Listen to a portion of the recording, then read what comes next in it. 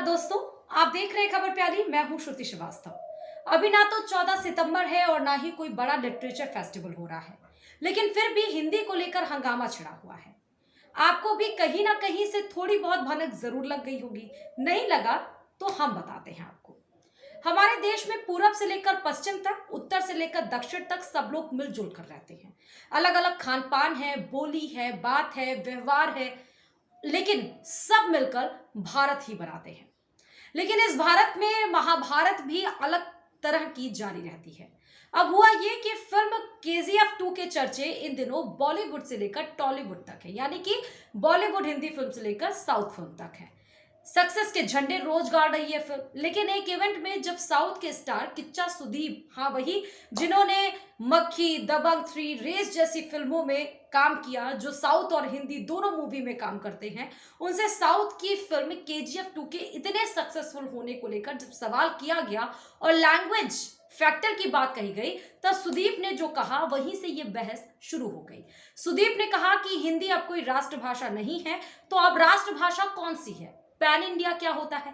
क्योंकि हम साउथ से आते तो हमें पैन इंडिया कह दिया जाता है।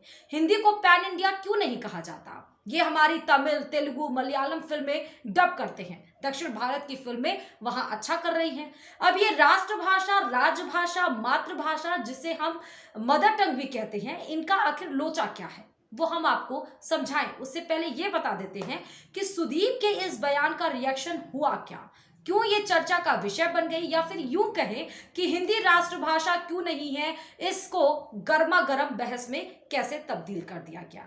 हुआ ये कि बॉलीवुड के सिंघम यानी अजय देवगन जी को खुद जो साउथ की फिल्में आरआरआर में नजर आए, जिन्हें बताया जाता है ये भी है कि उनकी पहली फिल्म फूल और कांटे बेंगलोर में 1.5 साल तक लगी रही, यानी कि दक्षिण में भी उनका क्रेज है। अजय देवगन ने सुदीप की भाषा वाली बात का जवाब ट्विटर पर दिया और कहा कि किच्चा सुदीप मेरे भाई, आपके अनुसार अगर हिंदी हमारी राष्ट्रभाषा नहीं तो आप अपनी मातृभाषा की फिल्मों को हिंदी में डब करके क्यों रिलीज करते हो? हिंदी हमारी मातृभाषा और राष्ट्रभाषा थी, है और हमेशा रहेगी। जन गण मन। अजय ने ट्वीट किया तो सुदीप ने भी कई ट्वीट किए। दोनों स्टार में ट्विटर पर ही वार शुरू हो गया। लेकिन एक ट्वीट में सुदीप ने जो कहा वो थोड़ा इस मामले को बड़ा कर दिया गया। सुदीप ने कहा कि सर, आपने जो हिंदी में लिखा मैं उसे समझ सकता हूं। ऐसा इसलिए क्योंकि हम सभी हिंदी का सम्मान करते हैं, उससे प्रेम करते हैं और हमने इसे सीखा है। कृपया बुरा ना माने, लेकिन मैं यह सोच रहा था कि अगर मैं अपनी प्रतिक्रिया कन्नड़ में लिखता तो इस पर क्या होता? क्या हमारा भी वास्ता भारत से नहीं है सर? तो दोनों स्टार आपस में ट्विटर पर एक दूसरे से सवाल जवाब करते रहे और धीरे धीरे मामला पॉलिटिकल भी हो गया। भाषा पर छिड़ी इस गदर को कन्नड़ स्मिता से जोड़ दिया गया तो दूर कश्मीर में बैठे उमर अब्दुल्ला की भी इसमें एंट्री हो गई। इस मामले पर कर्नाटक के 2 पूर्व मुख्यमंत्रियों ने अजय देवगन की खिंचाई भी की। सबसे पहले कांग्रेस के पूर्व मुख्यमंत्री सिद्धारमैया की बात करते हैं, जिन्होंने कहा कि हिंदी कभी हमारी राष्ट्रभाषा नहीं थी, ना होगी। मुझे कर्नाटका होने पर गर्व है। हर भाषा का एक इतिहास रहा, उसे बोलने वाले उस पर गर्व करते हैं। तो जनता दल यानी सेकुलर के एचडी कुमार स्वामी ने यहां तक कहा कि देश में 19,500 ऐसी बोलियां हैं जो लोगों की मातृभाषा यानी मदर टंग है। अजय देवगन भाजपा के हिंदी राष्ट्रवाद के one nation one tax one language और एक सरकार के प्रवक्ता की तरह बात कर रहे हैं। तो वहीं उमर अब्दुल्ला ने मामले में एंट्री करते हुए अब ये कह दिया कि एक भाषा रखने के लिहाज से भारत बहुत विविधता यानी डाइवर्सिटी वाला देश है। भारत का विचार ये है कि यहाँ सभी के लिए जगह है। जब आप एक भारतीय रुपए का नोट उठाते हैं तो आप उस पर कितनी भाषाएं पाते हैं? नोट सभी भाषाओं को स्थान देता है और अगर भारतीय नोट सभी भाषाओं को जगह देता है तो जाहिर तौर पर यह समझा जाता है कि हम सिर्फ एक भाषा, एक संस्कृति, एक धर्म से ज्यादा हैं। ये तो बात भाषा पर बवाल की हो गई, पर सच्चाई हमारे देश की यही है कि अंग्रेजों के जाने के बाद से ही हिंदी अपने सम्मान की लड़ाई लड़ रही है। जिस बॉलीवुड से आज ये बात हो रही है, अभी कुछ समय पहले ही वहां से लैंग्वेज को लेकर बात उठी थी। नवाजुद्दीन सिद्दीकी ने एक इंटरव्यू में कहा था, अगर मैं 3 चीजें बदल सकता तो मैं सबसे पहले बॉलीवुड का नाम बदलकर हिंदी फिल्म इंडस्ट्री रखूंगा। दूसरा, हमारे पास जो स्क्रिप्ट आती है वो रोमन में होती है, उसको याद करना मुश्किल हो जाता है, मैं उसे देवनागरी में मांगता हूं। और तीसरा, आप हिंदी में फिल्म बना रहे हो लेकिन सब डायरेक्टर असिस्टेंट इंग्लिश में बात करते हैं। अब आप खुद समझ सकते हैं कि दिक्कत कहां कहां है। फैक्ट्स की बात करें तो हिंदी देश में सबसे ज्यादा बोली जाती है। हिंदी को 14 सितंबर 1949 को राजभाषा का दर्जा दिया गया। इसी दिन को हम हिंदी दिवस मनाते हैं, लेकिन हमारे देश की कोई राष्ट्रभाषा नहीं है।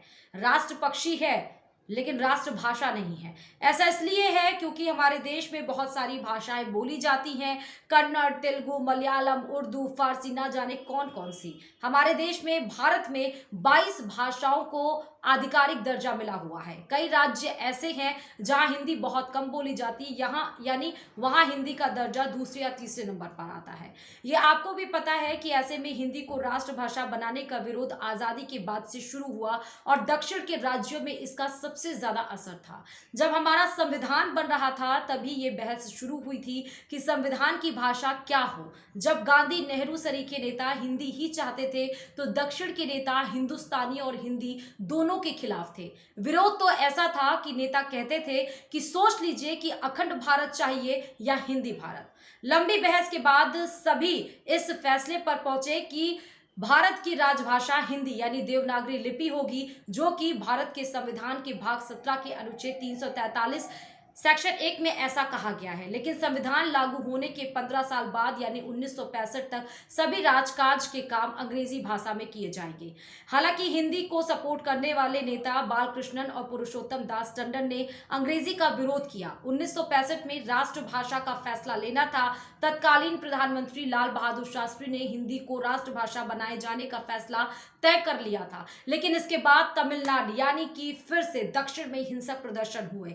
प्रदर्शन के दौरान दक्षिण भारत के कई इलाकों में हिंदी की किताबें जलने लगी। कई लोगों ने तमिल भाषा के लिए अपनी जान तक दे दी, जिसके बाद कांग्रेस वर्किंग कमेटी ने अपने फैसले पर नरमी दिखाई और ऐलान किया कि राज्य अपने यहाँ होने वाले सरकारी कामकाज के लिए कोई भी भाषा चुन सकता है।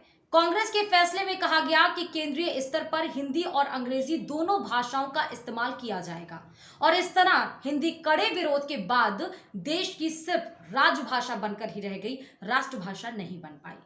अब राज्य अपने भाषाओं को अपना मान मानते हैं, अपना सम्मान मानते हैं और अपनी पहचान मानते हैं। एक बात यह भी है कि 1956 में भाषा के आधार पर हमारे देश में राज्यों को बनाया भी गया था, जैसे तेलुगु के लिए आंध्र प्रदेश, कन्नड़ के लिए कर्नाटक वगैरह वगैरह। तो मातृभाषा के लिए, राजभाषा के लिए यही प्यार सुदीप और अजय देवगन की लड़ाई की जड़ में है। अजय देवगन को राष्ट्रभाषा को लेकर थोड़ी कंफ्यूजन जरूर हो सकता हुई हो, पर भावना उनकी जो थी सबको समझ आ गई। लेकिन बहस तब तक बड़ी हो चुकी थी, जिसमें अभी देखिए आगे आगे किसकी एंट्री होती है और क्या क्या बातें होती हैं। वीडियो आपको पसंद आया हो और आपकी राय क्या है, हिंदी को राष्ट्रभाषा, मातृभाषा और राजभाषा को लेकर आप क्या सोचते हैं, प्लीज कमेंट बॉक्स में जाकर अपनी राय जरूर दीजिए, क्योंकि आपकी राय हमारे लिए बहुत महत्वपूर्ण है। चैनल को सब्सक्राइब करते जाइए, वीडियो को शेयर करते जाइए। धन्यवाद। खबरों की ज्यादा जानकारी के लिए अपने पसंदीदा चैनल खबर प्यारी को लाइक करें, शेयर करें और सब्सक्राइब करें।